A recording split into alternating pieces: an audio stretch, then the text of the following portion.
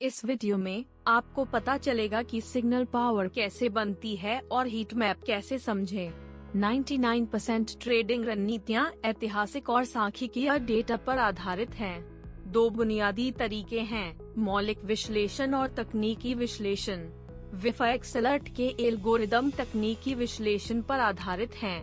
हमने heat map बनाने के लिए अपने डेटाबेस से 10,000 पूर्ण संकेतों का विश्लेषण किया। हमें पता है कि ट्रेडिंग सत्र के आधार पर मूल्य अलग अलग तरीकों से चलता है क्योंकि नए खिलाड़ी बाजार में आते हैं। वर्तमान समय 13,000 घंटे हैं, इसलिए हम समय के साथ संकेतों को फिल्टर करते हैं, केवल उन संकेतों का चयन करते हैं जो कि अवधि में 12,000 घंटे से 18,000 घंटे तक थे। अगला कदम तकनीकी संकेतकों के मूल्यों पर आंकड़े प्राप्त करना है। RSI संकेतक का उपयोग करके एक उदाहरण पर विचार करें।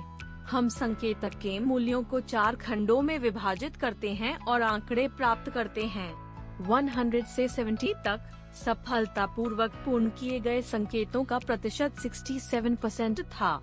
70 से 50 to 45% तक, 50 से 30 तक -60%, 30 से 100 तक -34% तक। RSI की वर्तमान वैल्यू 45% है। इसका मतलब है कि अतीत में वर्तमान परिस्थितियों के अनुसार देखा जाए तो 60% सफल सिग्नल थे। वर्तमान सिग्नल पावर 60% होगी। चलो हीट मैप्स पर चलते हैं।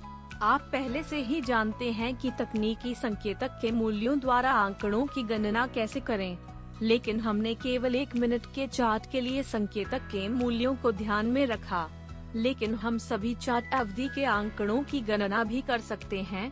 5 मिनट, 15 मिनट, 30 मिनट, 1 घंटा और 4 घंटे। सुविधा के लिए मूल्यों के साथ सेल को पीले, हरे और लाल रंग में सांख्यिकीय मूल्यों के आधार पर रंगा जाता है। नतीजतन सफलतापूर्वक पूरा किए गए संकेतों का एक हीट मैप प्राप्त किया जाता है। तो हीट मैप कैसे पढ़ें? यह सफलतापूर्वक पूर्ण किए गए संकेतों का प्रतिशत है। संकेतों की संख्या। डॉट दिखाता है कि किस खंड में संकेतक के वर्तमान मूल्य स्थित हैं। इसका मतलब यह है कि जब 1 मिनट के चार्ट पर RSI संकेतक खंड 1 में था, तो जीतने वाले संकेतों का प्रतिशत 64 था। जब 5 मिनट के चार्ट पर RSI संकेतक खंड 2 में था, तो जीतने वाले संकेतों का प्रतिशत 58 था। जब 15 मिनट के चार्ट पर RSI संकेतक खंड 2 में था, जीतने के संकेतों का प्रतिशत 58 था और इसी तरह। चार्ट H4 पर संकेतक RSI के मूल्यों के लिए कोई डेटा नहीं है। इसका मतलब है कि इस सूचक मूल्य पर कोई संकेत नहीं थे। यह सिग्नल पर हीट मैप कैसे दिखता है? संक्षेप।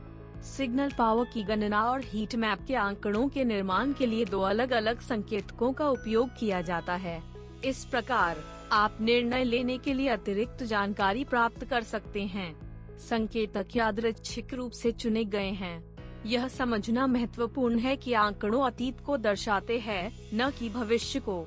यदि बाजार में परिवर्तन होता है, तो इसके साथ आंकड़े बदल जाते हैं, लेकिन पुराने मानों को नए के साथ बदलने से पहले समय बीत जाता था। आंकड़े ऐतिहासिक आंकड़ों पर आधारित हैं। अतीत में पाए गए पैटर्न का मतलब यह नहीं है कि उन्हें भविष्य में दोहराया जाएगा। लाभ।